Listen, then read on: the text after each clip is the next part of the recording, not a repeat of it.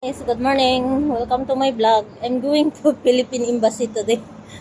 Ah, I like the sun. I need to ride the taxi because I'm late already in my appointment.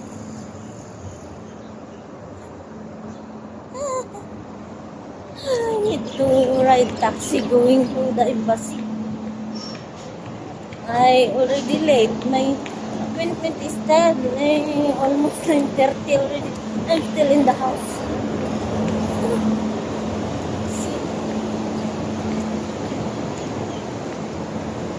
I need to go to the taxi stand.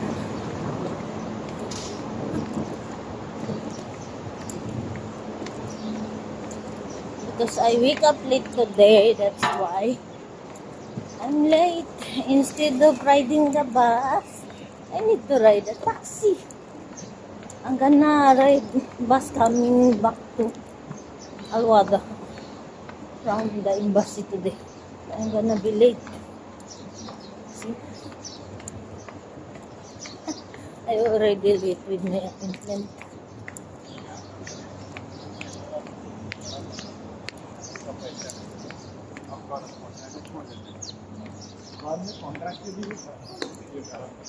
This is WTC Mall.